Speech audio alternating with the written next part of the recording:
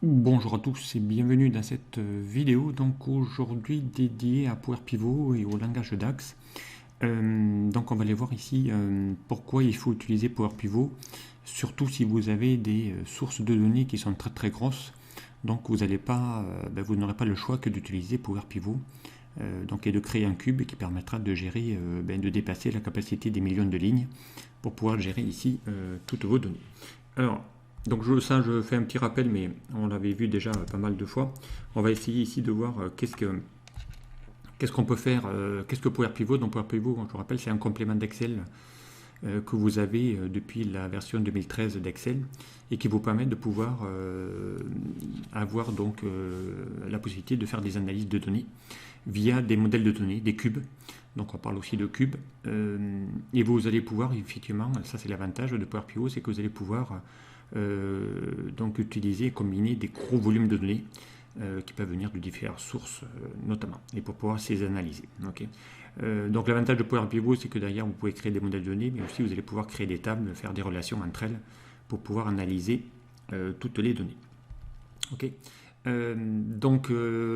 Alors Excel évidemment va vous permettre de pouvoir importer des données, mais vous allez voir que aussi Power Pivot va vous permettre de pouvoir les filtrer en même temps, chose que Excel ne sait pas faire. Et on pourrait également donc créer des tables pour pouvoir organiser le modèle de données dans Power Pivot.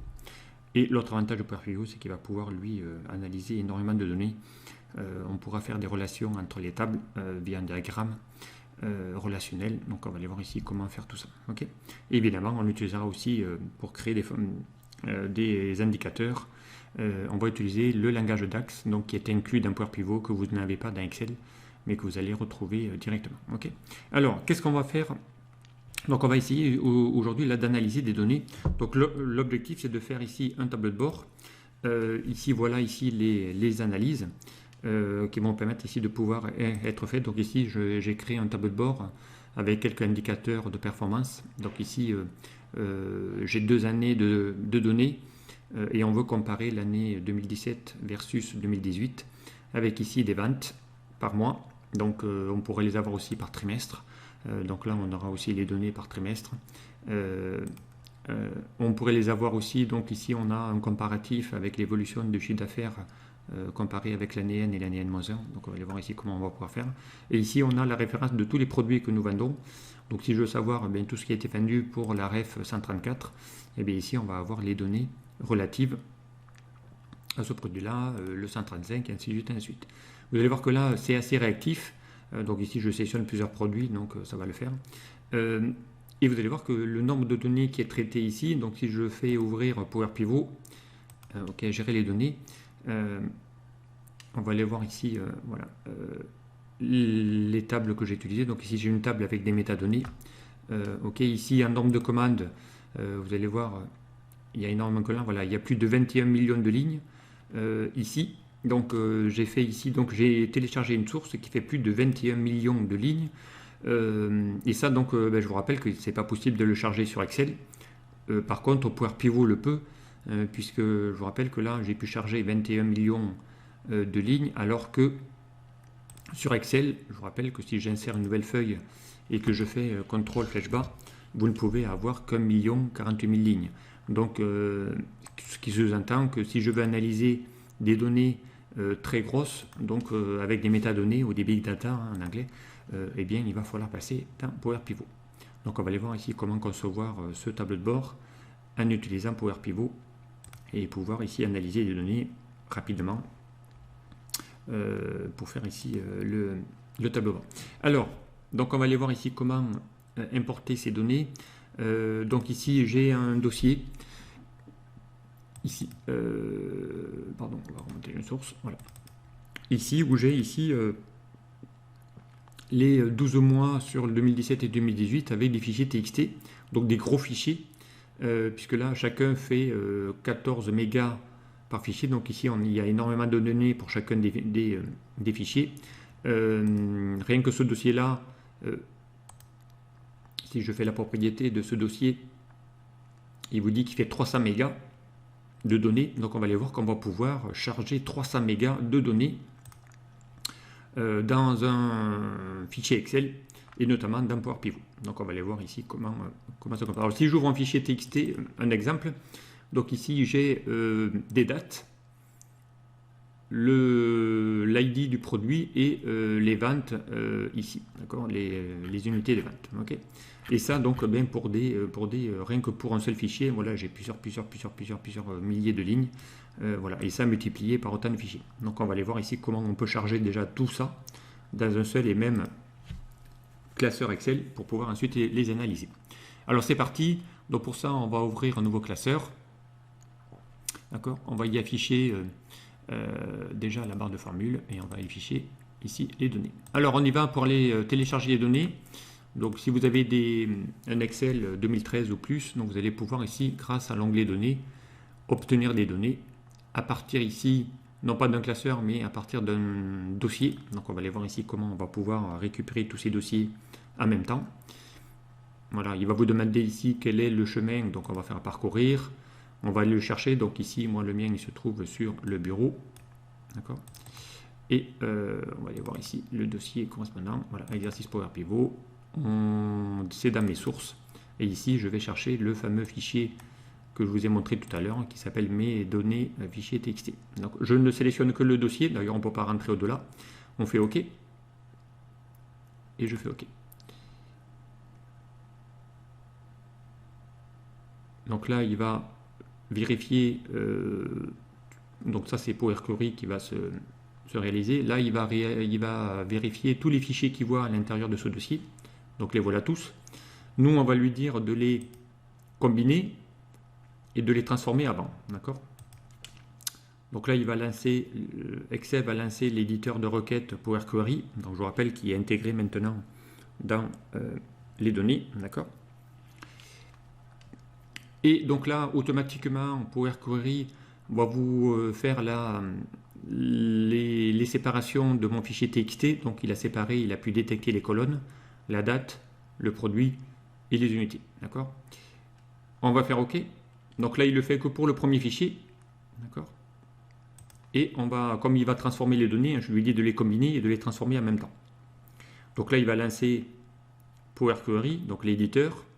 Et nous, on va lui dire de modifier d'abord toutes les données avant de les charger. Donc là, il a déjà fait des requêtes particulières. OK. Donc on va aller voir ici maintenant comment les transformer. Alors ici, la première colonne, c'est tous les fichiers qu'il a récupérés. Donc on n'a pas besoin. On va lui dire ici de faire un clic droit, supprimer la colonne. Voilà, on n'en a pas besoin. OK. Ensuite, donc ici, on va avoir ici un petit souci. C'est que si je lui demande de convertir ici, de transformer ces données en date, okay, il va le faire, mais il va trouver plein d'erreurs. C'est-à-dire qu'ici, il y a plein d'erreurs, il n'a pas pu convertir toutes les dates directement. Donc si je supprime cette... ici, on a ici toutes les étapes qu'il a réalisées. Donc ici, pourquoi? Parce que comme ce sont des dates anglaises, donc il n'a pas pu, il confond le premier avec ici les jours. Donc là il a fait 1-13, il pense que le premier c'est le jour et ici le 13 c'est le mois, d'accord. Donc du coup il va pas pouvoir les convertir, donc il va falloir qu'on transforme ces dates en une vraie date. Okay.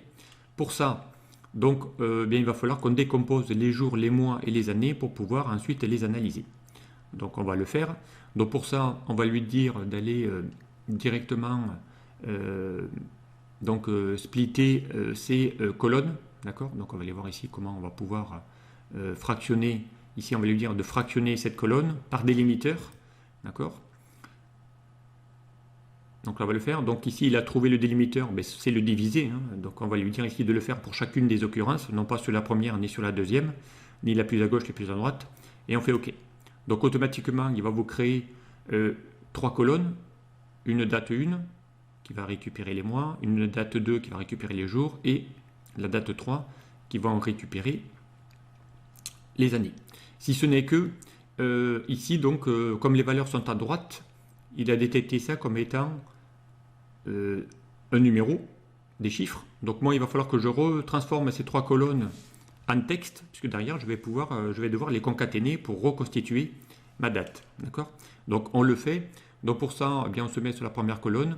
On va lui dire de transformer les données de nombre entier en texte. Du coup, vous allez voir que cette colonne, on va lui dire de les remplacer. Donc là, boum, elle va repasser à gauche. Donc d'ailleurs, il a transformé 1, 2, 3 en ABC. On va faire la même chose pour la date 2 en texte. On va remplacer l'actuel. Voilà. On va faire la même chose pour la date 3 en texte. Ok, voilà, donc ici, on a ici nos 3 colonnes avec date 1, date 2, date 3. Moi, ce que je vais vouloir lui dire, c'est d'aller créer une nouvelle colonne pour pouvoir reconstituer ma date. Donc pour ça, on va dans Ajouter une colonne. On va lui dire d'ajouter une colonne personnalisée.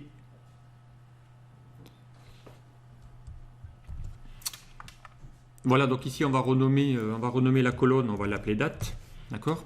Et ici, on va utiliser une formule qui va me permettre de pouvoir reconcaténer mes dates. Donc ici, on a besoin de récupérer d'abord le jour, donc c'est la date 2. Donc on va lui dire date 2.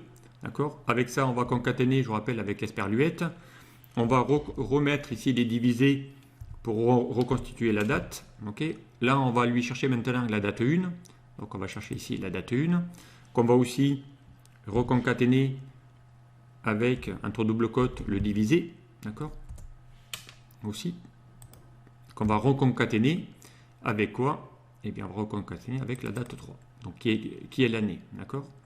Là, a priori, il vous dit qu'il n'y a pas d'erreur de syntaxe. On va valider. Donc là, il a créé de nouveau mes dates, mais si vous le regardez bien ici, les dates sont à gauche, donc ce n'est pas encore une date. Donc maintenant, on va lui dire, dans l'onglet Transformer, d'aller lui dire de remettre ça au format date. Et là, normalement, voilà, dès que vous avez le calendrier, c'est que c'est bon, il vous a bien ici reconstitué toutes les dates directement. Ok? Voilà. Donc maintenant, eh bien, on peut lui dire que la date 1, on n'en a plus besoin, on va la supprimer. La date 2, on n'en a plus besoin, on va la supprimer. La date 3, on n'en a plus besoin, on va la supprimer. Okay. Donc là maintenant, j'ai bien ici mes produits ID, mes unités de vente et ici mes dates. Voilà. Ici sur. Donc là, il vous donne un échantillon, mais ici il y a plusieurs données. Il y a des millions de lignes sur cette source. Okay. Donc ici, maintenant que j'ai fini ma requête, là, on va lui dire d'aller lui redonner un nom à cette requête. On va mettre data source, on va l'appeler. Okay. Et ici, dans l'onglet accueil, on va lui dire ici, attention, de ne pas fermer charger, mais de le fermer et de le charger dans. Alors on va lui dire ici, dans les outils que vous propose Excel, de ne pas le mettre dans un tableau, parce que ça ne rentrera pas. On va lui dire de ne créer qu'une connexion, et surtout, ça c'est chose importante, il va falloir ici cocher ajouter ces données au modèle de données pour qu'il puisse le charger dans Power Pivot et dans le cube. Ici, on a ici le petit logo dans le groupe onglet données. Voilà. Et on fait OK. Donc là maintenant, ça va prendre un certain temps, mais là il va charger toutes les lignes de mes sources. Donc là, il est en train de lancer la requête d'exécution pour charger ici toutes les lignes. Donc là, il est déjà à 400 000 lignes. Vous allez voir, ça va dépasser. Donc au début, évidemment, c'est un peu long à charger puisqu'il va charger les millions de lignes. Donc voilà, là ici, on vient de dépasser les millions de lignes de chargement. Donc là déjà, on aurait dépassé la capacité d'une feuille Excel. Vous allez voir, on va passer à 2 millions de lignes chargées. Et on va le faire ici sur toute la source. Donc là, il va charger je crois que j'ai des sources qui font plus de 20 millions. Donc là, il y a 300 mégas de données à charger dans un cube. Et ça, effectivement, vous n'allez pas pouvoir le faire si vous passez sur Excel. Donc, il n'y a que Power BI Desktop ou Power Pivot, donc qui font partie aussi de la BI de chez Microsoft, qui va permettre de pouvoir charger ces gros modèles de données. Donc on attend, donc voilà, donc c'est un peu long, mais ça va le faire. Donc on va attendre qu'il charge les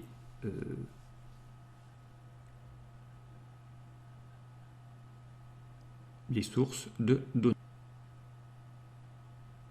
Allez, je vais faire une petite pause et puis on se retrouve juste après.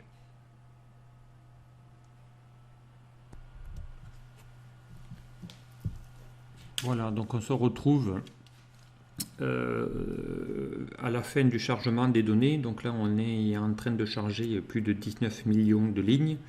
Voilà, donc il arrive bientôt à la fin, je crois qu'il y a un peu plus de 20 millions de lignes. Et on va aller voir ici comment, une fois chargé ici, qu'est-ce qu'on va retrouver dans ce fameux cube Power Pivot qui vont permettre ici de pouvoir avoir tout ça. Ok, voilà, donc là il arrive à la fin, donc là il vient de charger 21 millions 90 000 lignes chargées dans la source. Donc là il va finaliser la requête automatiquement. Alors,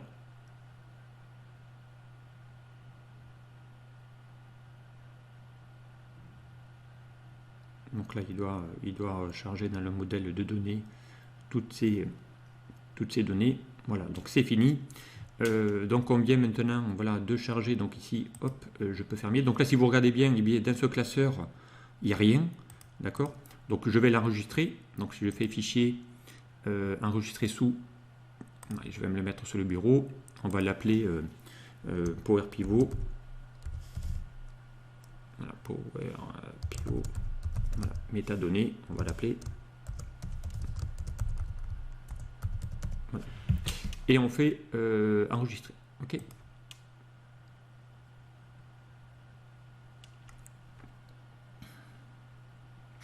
Alors si je vais maintenant vérifier ce dossier en faisant Windows D, donc là je dois l'avoir ici, Power Pivot métadonnées, il doit être quelque part, voilà, Power Pivot métadonnées.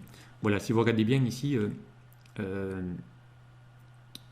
l'avantage d'utiliser Power Pivot, c'est que ici, si vous regardez la taille, on avait 300 mégaoctets de données en fichier texte.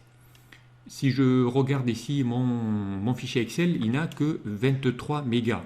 D'accord? Donc ça veut dire qu'il a réduit énormément les données, même si c'était déjà un fichier texte. Donc ici, l'avantage d'utiliser Power Pivot, c'est que là, on a 20 millions de lignes, mais qui ont été vraiment optimisées et compressées en taille dans le cube. Donc même ici, si le classeur est vide, alors là, la preuve que le classeur n'est pas vide, parce que si je fais ici la propriété de ce classeur, donc là, on est bien ici à 23 mégas d'octets, même s'il est vide, donc on voit ici qu'il a quand même une taille, donc et que derrière, eh bien, il va vous mettre, donc on va juste sortir de PowerPoint,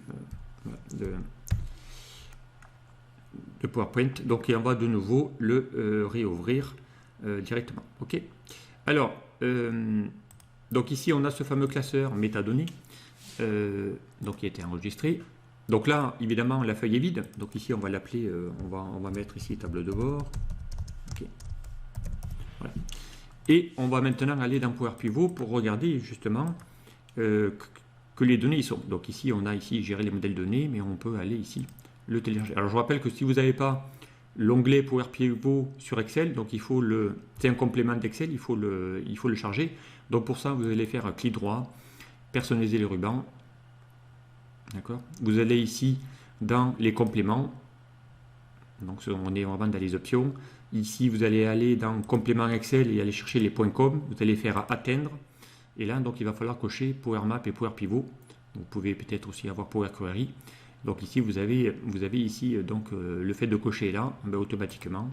Comme c'est en complément, il va s'ouvrir en même temps qu'Excel. Donc il va se compléter ici. Ok. Et ici, donc, on arrive sur dans Power Pivot. Et là, on va lui dire d'aller gérer le modèle de données. On va rentrer dans le cube. Et là, on va bien retrouver ici toutes nos 3 colonnes, d'accord, chargées, d'accord, directement. Ok. Donc ici, je vous rappelle que dans Power Pivot, on a ici bien plusieurs on peut avoir plusieurs feuilles. D'accord. On a 2 zones dans Power Pivot où on a dans la partie haute, on a ici les données de la source et en bas on a ici des lignes qui vont vous permettre ici de pouvoir modifier et créer des mesures notamment. Ok. Alors donc ici déjà les dates, ils vous ont pris ici, ils vous ont rajouté les heures. Donc là on va lui dire de transformer tout ça. Donc ici on va aller dans le format ici date, dans l'onglet accueil. D'accord, on va personnaliser le format, on va lui dire de mettre des dates. Voilà, les heures on n'en a pas besoin, ça vous permet ici de réduire les données notamment. Ok, donc on a ici les dates. Ok, Et on va commencer à créer une nouvelle mesure. Donc ici, on peut se mettre ici. Et on va lui dire déjà ici d'afficher le nombre de lignes ou le nombre de ventes qu'on a fait. Donc admettons que ça, ce soit des ventes. D'accord? Donc on y va. Donc ici, on va chercher, on va créer une mesure. Donc là, vous avez dans la partie haute une barre de formule. Et là, on va taper ici nombre ventes. Ok? Deux points égales, je vous rappelle, ça c'est les fonctionnalités DAX. D'accord? Et on va lui dire de compter le nombre de lignes qu'il y a dans cette source. Donc ici, on va lui dire de compter le nombre de ref produits. D'accord? Donc ici, il faut juste lui dire d'aller compter le product ID. Ok? Je ferme la parenthèse et je valide. D'accord? Alors.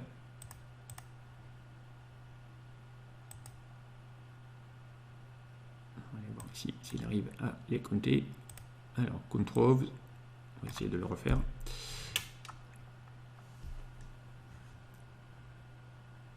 Voilà, on va juste chercher la data source. Ça lui suffit a priori de compter que la date. Compte les lignes de cette table. Voilà. Donc ici, on va bien le retrouver. Donc là, on va lui faire ça au format normal, format général. D'accord. Pas besoin de lui faire un truc. On pourrait lui mettre aussi après des séparateurs de milliers si on veut. Ok, sans décimale. Donc là, il vous dit bien que dans cette source, il y a bien 21 90 915 lignes. Voilà, donc ici, il y a bien 21 millions de lignes de données. Donc on va pouvoir analyser directement. Ok.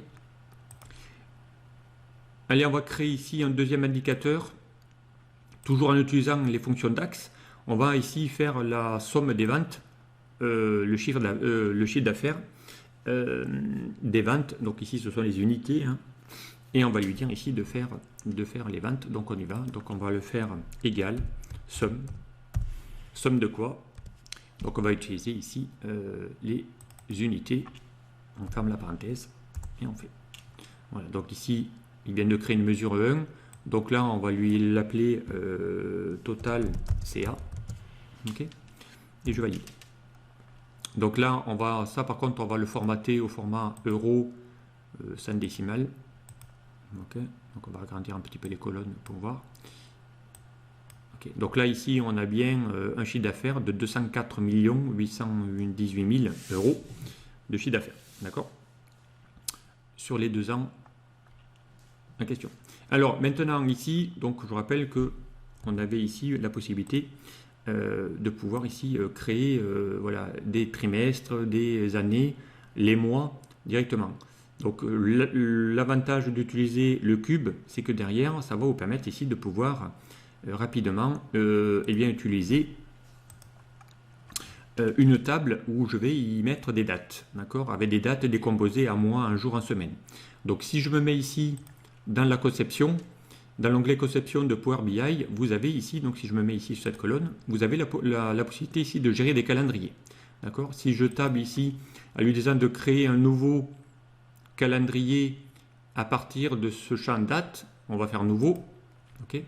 Automatiquement, il va générer une deuxième table qui s'appelle calendrier, avec ici toutes les dates de vente qu'il y a eu. On a déjà l'année, on a le mois, un chiffre, on a le mois en lettres, on a le mois et l'année, on a le numéro de la semaine, on a les jours de la semaine. Donc on a déjà pas mal de choses qui vont nous être ici utiles pour pouvoir ensuite faire des calculs et notamment de créer des tableaux croisés dynamiques via Power Pivot. Donc pour ça, eh bien, on va essayer de renommer un petit peu les entêtes. Donc là, on va renommer, on va pas laisser years, on va mettre année. Okay. Ici, on va mettre mois, mois num. Ok. Ici, on va mettre mois. Ok. Ici, on va mettre, on va renommer MMM et puis AAA. Ok. Là, on va mettre jour semaine. On va mettre jour sem. Ok. Ici, on va mettre jour, tout simplement. Ok.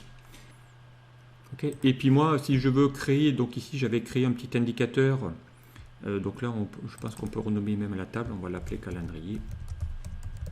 Okay. Je crois qu'on peut la renommer. Ok, voilà, on va renommer l'onglet puisqu'il a été créé directement. Ok, donc là, il va utiliser des fonctions DAX, encore une fois. Là, il est allé chercher l'année à partir de cette date. Donc on va en profiter aussi, la date, de ne pas mettre les heures, ça ne sert à rien. Voilà, donc ici on a une colonne date, on a une colonne année, mois, numéro, voilà. Moi ici je voudrais y rajouter, pourquoi pas, le trimestre, donc ça peut être intéressant. Donc là, si vous regardez bien, ben, il a utilisé la fonction format, la fonction ici weekday, voilà, qui est le numéro SEM, de jour SEM de la d'Excel. Voilà, on va utiliser la formule format. Donc si moi ici je veux récupérer les trimestres 1, 2, 3, donc ici on va utiliser encore une fois une fonction DAX. Donc ici on va le dire égal format, fonction DAX, et on va lui dire d'aller chercher la valeur. La valeur c'est ma date, d'accord? Ok. Et ici il va falloir lui dire le format. Et le format, ben moi je veux extraire le trimestre d'une date. Donc ici on va chercher le Q de quarter en anglais et je vais valider. Donc là il va vous proposer ici 1, 2, 3 parce qu'on est sur le mois de janvier. Dès que je vais arriver sur février, c'est toujours le mois, le trimestre 1. Voilà, après si je descends un peu plus, voilà, là on est déjà au trimestre 3. Pourquoi? Parce qu'on est déjà au mois d'août. Voilà, donc ici les trimestres vont changer tous les 3 mois. Donc là on va renommer aussi l'entête, on va l'appeler trimestre. Ok. Et moi, je voudrais avoir non pas le chiffre, mais avec une lettre T1, T2, T3. Donc ici, on va juste modifier la formule DAX en lui rajoutant T devant, concaténé. Et je vais valider. Donc là, maintenant, je vais avoir trimestre 1, trimestre 2, trimestre 3. Voilà, T1, T2, T3, T4 directement pour chacune des dates. Ok. Donc là, on aurait pu avoir plein d'autres choses, notamment on peut rajouter autant de colonnes comme voilà ici on a créé, je rappelle la possibilité de fonction DAX, c'est qu'on va pouvoir créer des mesures rapides sur des millions de lignes, donc notamment ici sur 20 millions de lignes directement. Ok, donc là on a déjà préparé notre donnée. Maintenant la dernière étape qui restera, c'est moi je voudrais associer cette table des calendriers pour pouvoir en sortir ensuite des extractions par mois, par trimestre, par tout ce que vous voulez. Et avec ici ma source. Donc pour ça, il va falloir faire le schéma relationnel. Donc dans l'onglet accueil, vous allez ici ce qu'on appelle dans le groupe affichage le vue diagramme. Donc on va cliquer sur la vue de diagramme. Et ici, on a bien les deux tables qui apparaissent. Donc ça marche exactement du même principe que sur Excel. Okay. Avec ici nos fameuses mesures qu'on vient de créer, les deux dernières, NB20 et Total Chiffre d'affaires, avec ici à distinguer des colonnes. Ici, donc ce sont nos étiquettes de champ directement. Ok. Voilà, il appelle ça des colonnes. Ici, il appelle ça des mesures. Ici, on a notre calendrier été créé avec ici une hiérarchie qui se crée automatiquement. Ça, c'est l'avantage avec Power Pivot, c'est de créer des hiérarchies directement. Voilà, donc des hiérarchies qui vont permettre ici de pouvoir faire des regroupements où en même temps avec une date, je vais pouvoir en sortir des années, des mois et la date évidemment. Voilà ici, donc maintenant il faut faire la relation. Donc pour faire la relation, il faudrait ici que je prenne mon champ colonne date de mon calendrier qui doit se relier avec ici ma date à source.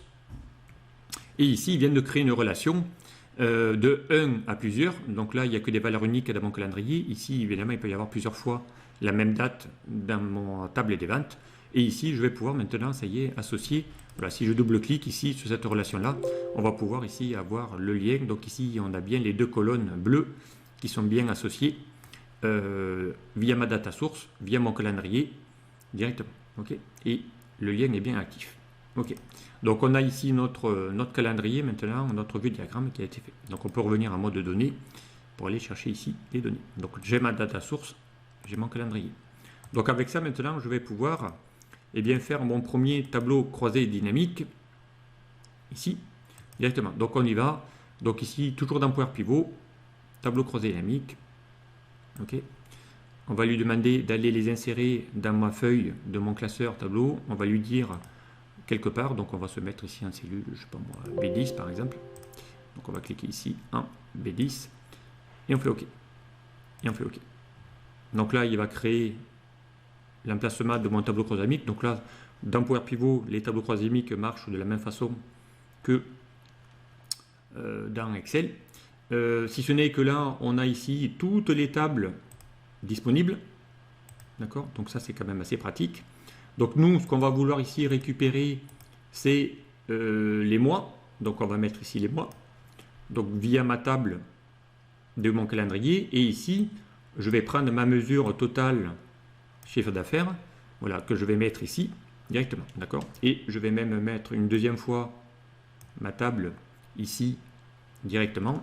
Puisque derrière, vous allez voir, on va pouvoir y faire ici une petite mise en forme conditionnelle dans un tableau croisé dynamique. Donc là, on a le chiffre cumulé des 204 millions, d'accord, directement. Okay. On va aller les formater. Donc pour ça, ben, ils sont déjà formatés en euros. Okay. Donc on va juste modifier l'intitulé. Donc là, il faut double-cliquer, hein, ou sinon vous double-cliquez ici, peu importe. Là, on va l'appeler KPI. Okay. Ici, du coup, ben, il vous met ici CA. Donc là, on va mettre CA. Chiffre d'affaires. Ok.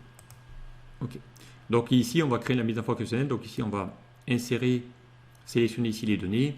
On va dans l'onglet accueil d'Excel, mise en forme conditionnelle. On va lui créer une barre de données. Donc ici, on va faire du bleu ou de l'orange, peu importe. Ok. Et on va lui dire ici dans la mise en forme conditionnelle. Donc là aussi, vous allez voir, il y a des options dans la mise en forme conditionnelle qui sont liées à Power Pivot que vous n'avez pas sur Excel.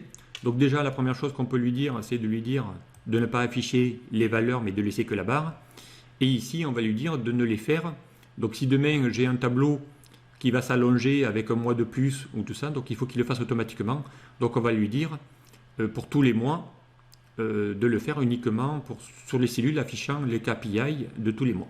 D'accord? Et on fait OK. Et on fait OK. Donc là, on a ici notre indicateur, d'accord, qui va s'afficher. Donc là, on va pouvoir faire un peu de mise en forme. Là, on va mettre ici KPI, on va mettre chiffre d'affaires. OK. Et ici, on va mettre mois. OK.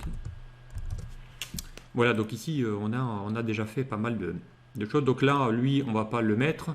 Donc là, on va créer un format qui va me permettre de pouvoir masquer cette valeur. Donc on va mettre point virgule, point virgule. Je vais faire OK. Voilà, on va masquer ici les données de mon tableau croisé-dynamique. On va, ici, on va l'appeler total.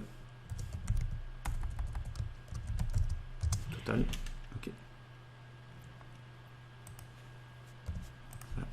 Et on va en profiter en faisant clic droit. Option, ça c'est des réflexes qu'il faut avoir dès le début. On va renommer déjà ce TCD, on va l'appeler TCD chiffre d'affaires mensuel. OK. Et on va lui dire de ne pas ajuster les colonnes à chaque fois qu'il va actualiser, qu'on n'ait pas à ce que les colonnes s'agrandissent ou se rétrécissent. Voilà, donc ici on a maintenant un tableau croisé dynamique. D'accord? Alors maintenant, ce qui est aussi avantageux d'utiliser aussi Power Pivot, vous avez la possibilité ici, si je me mets par exemple sur l'année et que je lui dis de faire un clic droit, je peux ajouter directement un segment à partir d'un champ. D'accord? Ici, je lui dis ajoute-moi un segment. Donc là, il va ajouter le segment concernant l'année. D'accord? On va le réduire un tout petit peu ici. OK. Si je repars ici dans mon TCD, on va lui dire d'en créer un aussi pour le trimestre. Donc clic droit, ajouter un segment. Donc là, je me retrouve avec un segment par trimestre. Donc là, dans les outils segments, on va lui dire de mettre ça sur 2 colonnes. Pour le mettre à peu près au même. Et puis pourquoi pas, donc on va lui dire aussi de mettre aussi un segment sur le mois. Sur le mois. Donc clic droit. Voilà. Et là, on va avoir les 12 mois de l'année. Donc si je fais ici dans mes segments, mettre ça sur 3 colonnes, par exemple, on va faire comme ça. OK. Donc là, lui, on va le rétrécir aussi. Voilà. Donc ici, on a bien nos 3 segments. Ici, je clique maintenant, tiens, je veux savoir tout ce qui a été fait pour l'année 2017. Voilà, là, j'ai le chiffre d'affaires de 2017. J'ai le chiffre d'affaires pour 2018 du premier trimestre. D'accord? Là, j'ai bien janvier, février, mars, du 4e trimestre, octobre, novembre, décembre. Voilà, directement à partir ici de mes segments. Donc tout se pilote déjà à partir ici de ces données. Ok. Allez, on va juste mettre ça au format, on va mettre juste une petite couleur. Allez, on va mettre ça, voilà, on va mettre tout ça en jaune. Hop, lui aussi, lui aussi. Ok. Ok.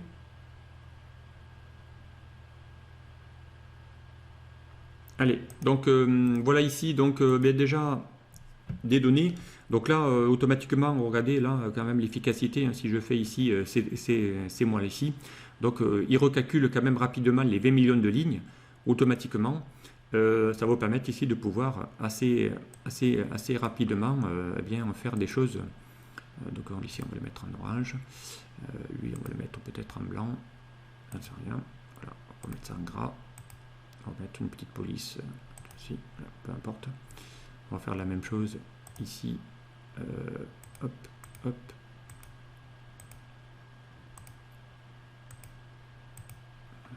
Là, on va mettre aucun remplissage. Lui, il n'en a pas besoin. Okay. Lui, on va faire aussi la même chose. Total. Voilà. Ok. Et ça, on va mettre ça en gras. Voilà, donc ici, un petit indicateur déjà qui peut être intéressant. Un petit tableau de bord qui va être déjà, bien ici, une analyse, mois par mois, directement. Donc maintenant, on essaiera de faire, là je vais m'arrêter là pour cette première vidéo, là on vient de faire déjà ce fameux TCD avec ici les segments. D'accord. Maintenant, on va essayer de créer des indicateurs en mettant le chiffre d'affaires de l'année N, N-1, le delta, créer ces données-là, et pourquoi pas ici faire la référence de tous mes refs de produits. Allez, donc je m'en arrête là, mais là, ici, vous avez vu déjà dans cette vidéo comment, à partir de Power Pivot, il est possible de charger des métadonnées directement dans un cube, ici, Power Pivot, et de pouvoir ici maintenant créer des mesures directement. Donc on va aller voir ici comment gérer tout ça. Allez, je m'en arrête là de cette vidéo, et puis à très vite sur la suite de ce tuto.